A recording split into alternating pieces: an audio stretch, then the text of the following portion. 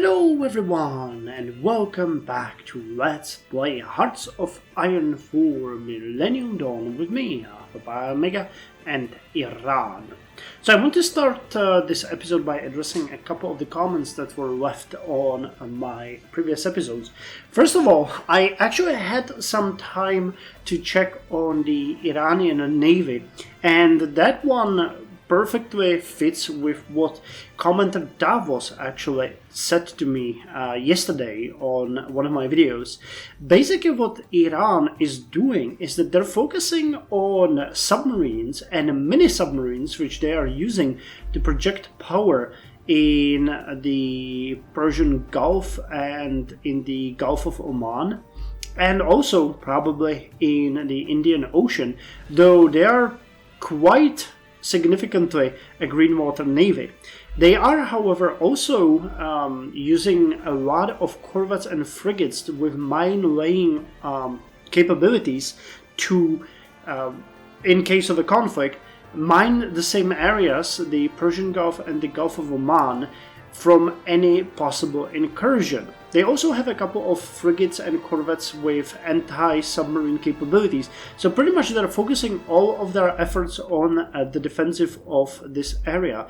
They do have a couple of large frigates or larger frigates that are serving as the heli operators, which is kind of interesting, but most of their navy really is focused on these things. And as Davos mentioned, that this is well known in the wider world, so I guess, to be quite honest, that is the strategy that we should also follow. I didn't really have much of a plan for the Navy as to this point. We just upgraded some of our ships and made them a bit more capable. But eventually I would like to start dividing them between mine-laying ships, anti-submarine ships, and multi-purpose ships that would be a full blue navy capable. So we're gonna see how that is going to work for us. Two of you guys actually also asked me about the Iranian Secret Service or intelligence agency or whatever you want to call it. Yes, I know that we haven't done the focus called Vaja yet. We will do so soon, but first we need to get out of our hands the more pressing issues like the economy, the military. At least a bit of a build-up needs to happen so that we can start upgrading and reinforcing our units, and then we can start playing with our opponents, namely Iraq, Israel, Saudi Arabia, and maybe even Pakistan on the other side, though I don't really consider Pakistan a viable target or actually a likely target. I always kind of forget that Iran has actually borders with Pakistan. Somehow it just doesn't... It's kind of hard for me to internalize that, even though I know it, and every time I look on the map, I know that they do that, but still. So, for now we're going to continue with the plan that we have. We need to get a couple more military industries, and we need to design... that's actually what we're going to do now. We need to design our first IFV. Now, we are terribly behind on the models. The IFV that we have is actually the first generation, which I don't even want to call it abysmal because it is beyond abysmal, but yeah. This is the one, yeah, first generation APC and first generation IFV. That's a 1965 technology. And right now we should be looking at post-Cold War one. How much...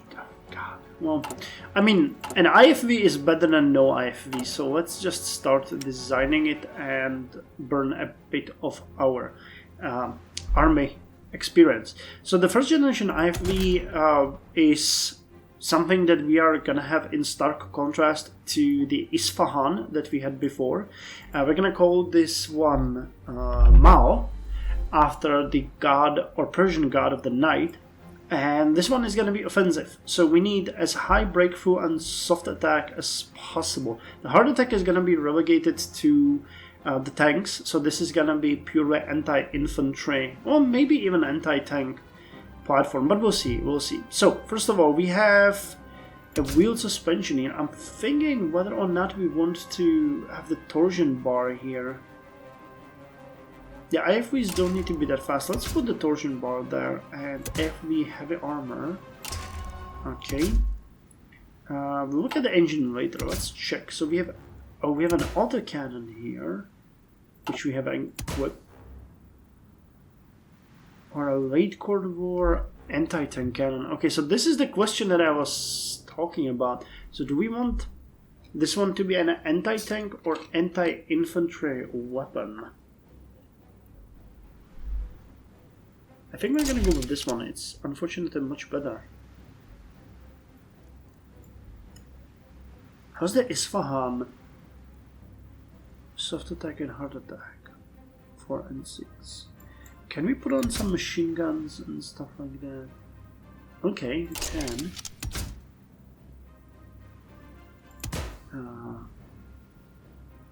Okay, light Cold War and ATGMs.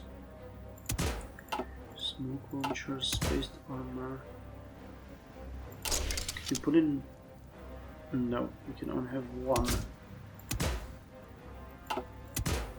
So the second generation explosive armor, and we want the breakthrough here. Okay, so soft attack is only 5.5, but that's still more than the APC has. Gas turbine engine was the strongest one, right? I forget which one was the best one. Yeah, I think it was the gas turbine engine. We don't really have to be skimpy on the fuel consumption. Cold War battle stations, defense and breakthrough. And we have the explosive armor. Actually, I could put it here and we could use this one for something else.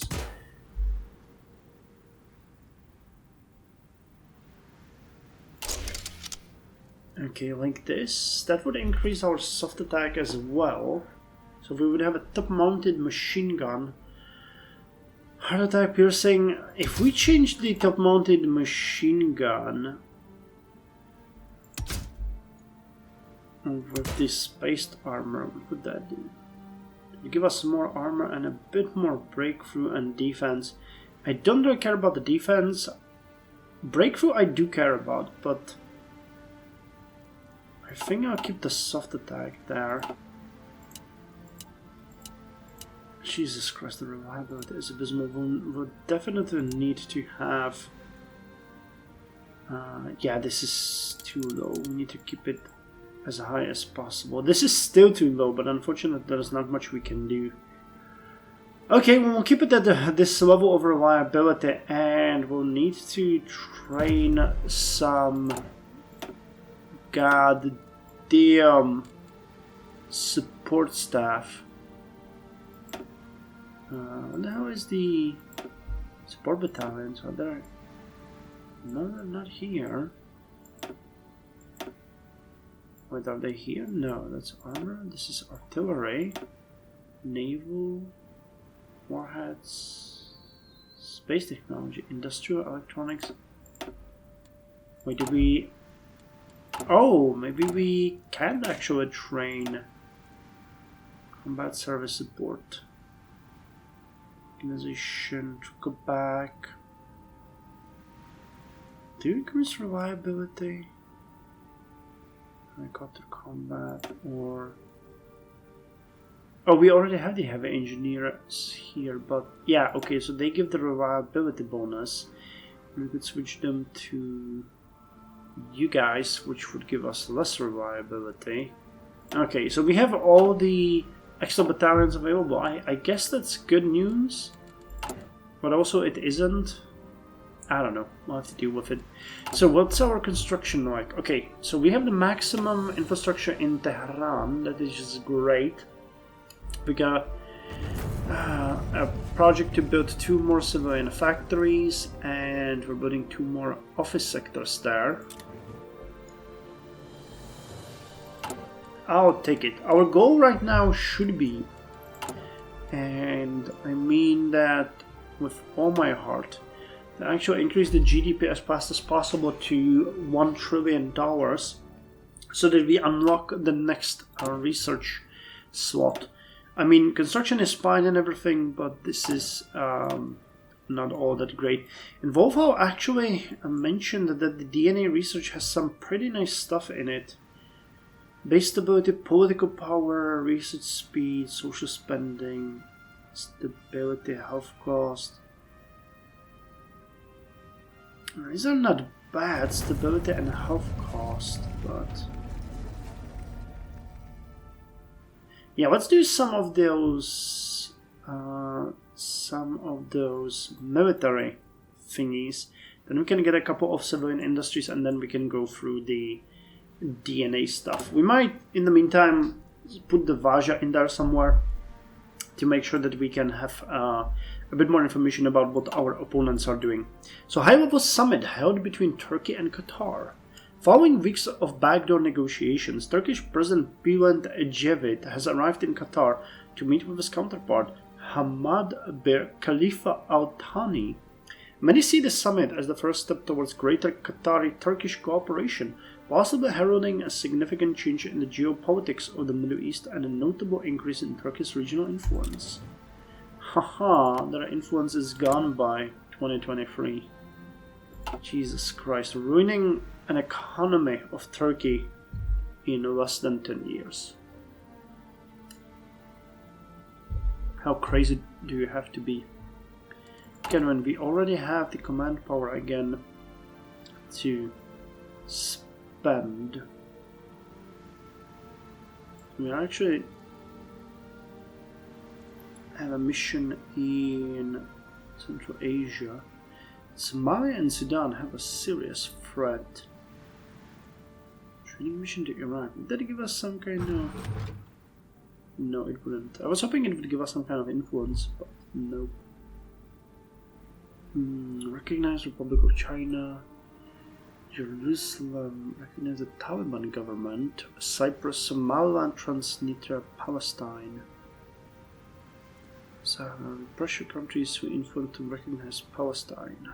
Well, we'll have to do that down the line. Okay, give arms to Hezbollah. They get 500 units of Iranian small arms. Get 2.5 billion and increases our influence. Give arms to Syria. Yeah, once we get the economy rolling, this is gonna be something that we really want to look into a bit more. What about you? The new phase of economic plan, construction speed, people situation, improve relations, and develop the military. Do we need the political power for anything right now? We're not gonna increase the taxes, so I think the new phase of the economic plan can actually be good. Yeah, extra construction speed, that's gonna be good. Perhaps an opportunity, this time for $50 billion.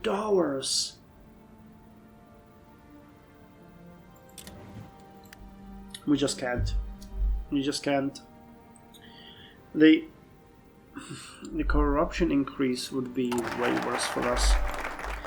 Okay, so we finished the army ground forces, and I want to do the army naval force to get another of the Zulfikar. There's just so many things that we need. Okay, let's alternate. If you don't know what to do all of it. So now we want to get the Iran Transfer Siemens. Under the license of Siemens Energy, the Iran Transfer Corporation was founded in 1966 as a manufacturer of medium and large power transformers, with the primary objective of designing, calculating, and manufacturing of all types of transformers according to international standards. To do so, the construction of factories dedicated for the manufacturing of transformers parts are needed. Okay, so we get extra civilian production. And where the hell did that extra military factory go? Did we now start to produce the Isfahans? No, okay, we didn't. Here it is. So where's the mall?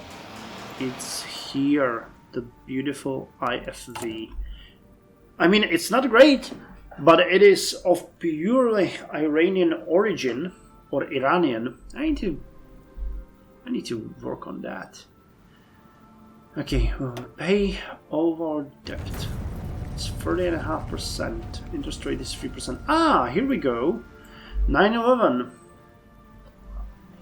News reporters from the United States have brought to our attention a major terrorist attack on the East Coast. The hijackers, most likely members of Al-Qaeda, used the commercial airliners American Airlines Flight 11, United Airlines Flight 175, and American Airlines Flight 77, and United Airlines Flight 93 as flying bombs against the United States. Early morning today at 8:46, Flight 11 hit the North Tower of the World Trade Center in New York, shortly followed by the Flight 175 hitting the South Tower at the 9:30 a.m. At 9:37 a.m., Flight 77 hit the Pentagon in Washington, D.C. The fourth plane, Flight 93, which was presumably headed towards the Capitol, crashed at 10:30 as the passengers tried to retake it from the hijackers. And the War on Terror. A fortnight after the East Coast terrorist attacks, Al Gore held what might be... Oh, Al Gore was elected. Really? Interesting. So no Bush in here. Al Gore held what might be the most defining speech of the early 2000s. They talked about internal and foreign policy and made a declaration of "for us or against us" by exclaiming the following: "Every nation in every region now has a decision to make. Either you are with us or you are with the terrorists. From this day forward, any nation that continues to harbor or suppress terrorism will be regarded by the United States as a hostile regime." What a blunder. What a terrifying blunder. Well, but I mean, it is a part of history now. So what can you do? Not much. So what's the GDP? Hey! We got it! 1 billion. Yeah, and we have it available here. So I'm pretty sure it's gonna cost us an arm and a leg. Yep. $40.5 billion. And our education spending will be increased by 4%. Cool. It's gonna take 90 days to get the 4th research slot, but hey, we're doing it. We're progressing. We are getting stronger. Everything is great. Everything is great. And we also have 8 military factories now, which is nice. That's definitely more than we started with. Not that it would change all that much, but it's happening. I mean, it is happening. Only 5,200. Oh, 5,173 days for the main battle tank. 1,178 days for the armored personnel carrier, and 4,452 days for the IFVs. Yeah, we need more factories. Ideally, we want to have it. Well, 3 on Zulfiqar, 2 on Mars, and 1 on Isfahan from now, and then at least 4 on the Sayyads. And while we're at it, the Sayyads, well, that's the question. I mean, we will now have 1 military research slot. So do we want to jump from the Sayyad to the KH-2002? Okay, that actually gives us a new heavy machine gun and coaxial machine gun. That's actually not bad. Fateh gives us yet another one. I mean, we obviously at this point cannot have everything. Considering we don't... The Sun. The Sun is an actual light tank of the Iranian or Iranian army.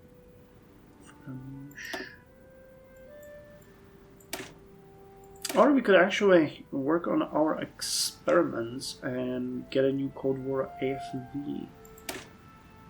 But the issue is, what are you gonna do with it? Or 4th generation tank hull, which would be a full-blown upgrade to our tanks. We would get a new armor and a modern tank chassis. Artillery. I think we're gonna go with the light infantry weapons, because United States captures Osama bin Laden. I guess we haven't really paid attention to that, are we? So defense of the attack is increased, breakthrough hard attack. I think that infantry is still the core of our actions, so that's fine. Today the American government announced that they have captured Osama bin Laden in Afghanistan. Bin Laden was the main mastermind behind the terrorist attacks in the United States. With the help from local Taliban informants, the US Special Forces raided bin Laden's compound. It is reported that he surrendered without a fight when faced with the Special Force. And there's no invasion in Iraq? Well, that suits me well. I guess this might be because either Pakistan is friendly or... I don't know, it's a bit weird. It's a bit weird. Okay, establish free zones in Ardabil. Because of like Umia. Or Treasury.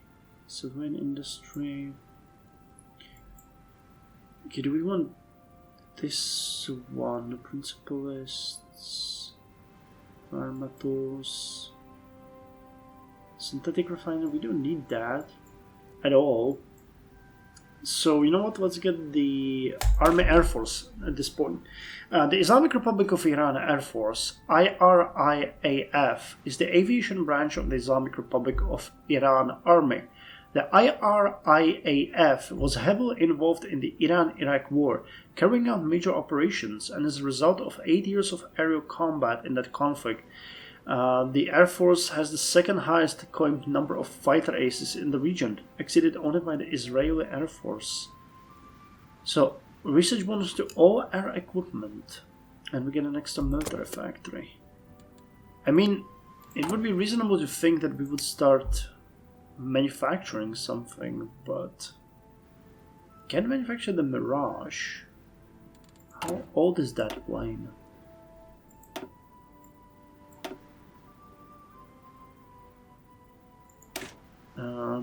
Well, let's say it's not entirely up to date. Yeah, we need more research slots.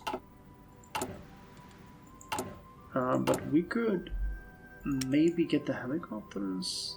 Tofan. No, that's a. I think these are all so old.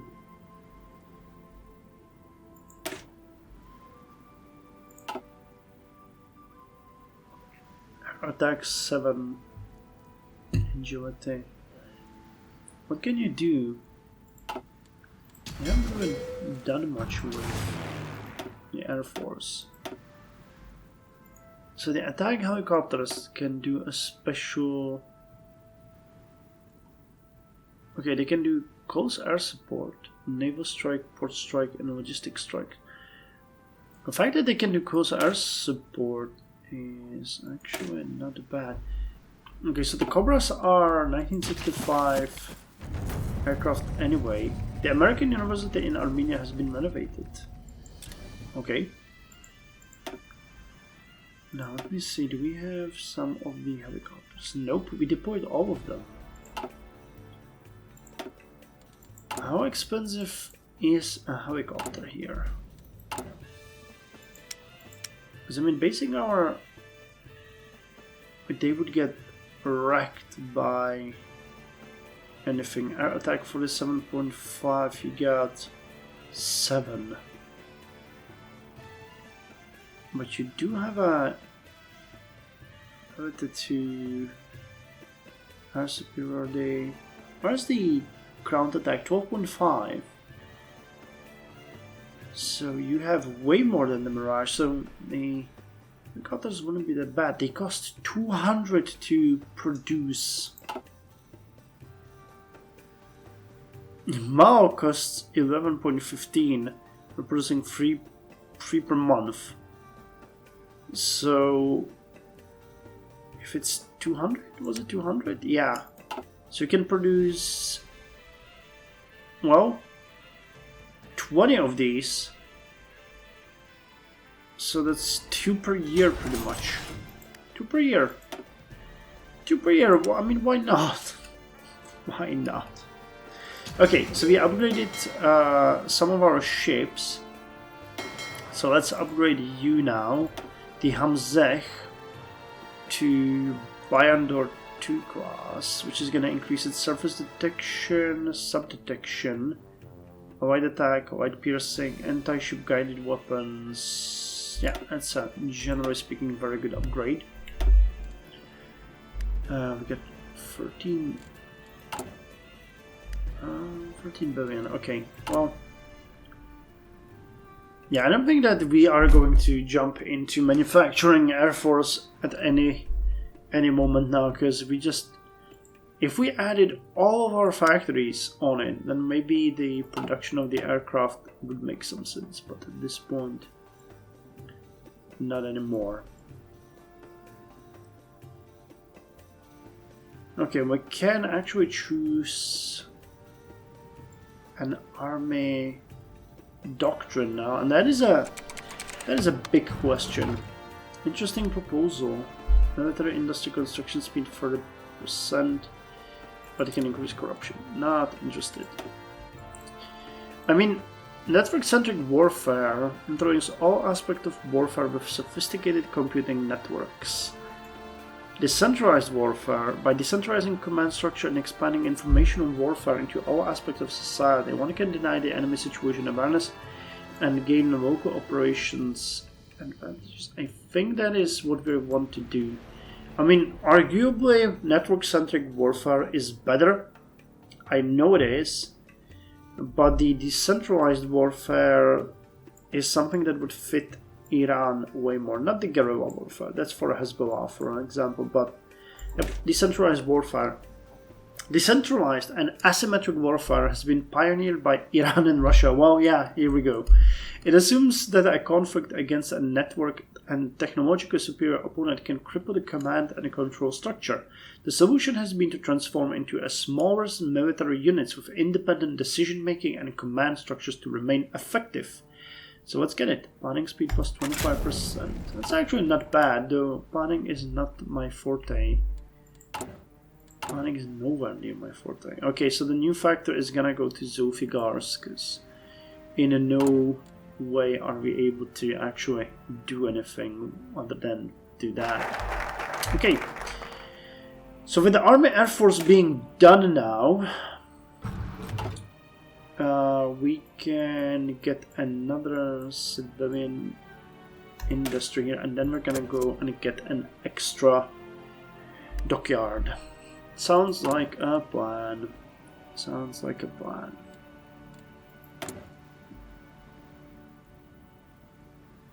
How much are you gonna get? Well, we increased the depth, but it is also, even though that the real depth is increasing, the ratio to GDP is not increasing much, because we keep boosting our GDP. We're at 10. We're actually at $1,034 billion, and it keeps increasing. We just finished another factory. We did, okay. So now we're building Tehran Siemens office center, and we're building a factory in Azerbaijan. I'm actually gonna let it finish, even though it's not the best that we can get. But still, you know, we can build it there, and we'll get 2 of those office centers. That's gonna boost our economy significantly.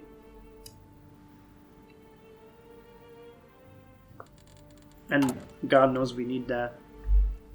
And once we get the boost, I'm thinking, can we could increase the education, which What would be the difference? We get extra stability and division organization. Extra leader experience gain. Extra construction speed. 5% extra research speed. Less defense multiplier. But Iran has extremely high education for the region, so I think we can do it. Yep. Let's increase the education.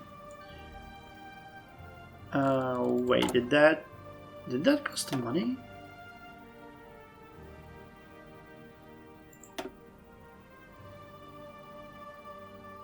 No. So what the hell did we pay for? I don't know, but we paid for something. And I'm not sure what. Well, that actually made a dent in our budget, but... Oh hey, we got that extra research sword that I've... Oh yeah, that's it! That's what actually made the dent in our budget. Is the extra research slot. Okay. So as we discussed before, we are going to start researching the KH-2002 Khaybar. The KH-2002 Khaybar rifle was developed by Defense Industries Organization as the first indigenous Iranian assault rifle. It is lightweight and has low recoil, but is prone to jamming and thus was not introduced in large numbers. Really? Now the robot is better than the Sayad, which is an unlicensed copy of the Norinco, which is an unlicensed copy of the American M16 rifle. And this one is a better one. It's an Iranian unlicensed copy of the American M4 rifle with several additions to the original. I might actually go all the way to the Farage, because, I mean, whatever we produce, it's better to make sure that we produce the best. And the Fateh. That would mean several years of research, but I think that getting the best would be a good idea. Oh, either way, we can modify. Do we have any design companies? We do. Defense Industries, Armor Manufacturer, Armor Research, Recon Tank, Reliability and Breakthrough. That's actually pretty good. What about you? Do you have... Yeah, Infantry Weapon Research plus 18%. Okay, so let's get the Defense Industries Organization. And that should greatly... Yep, that greatly sped up the research of the Khaybar. Cool. Okay, and on that note, I think I'm going to end the episode. I'm going to record yet another one, but for this episode, I think we have enough. So thank you very much for joining me, and I'll see you in the next episode.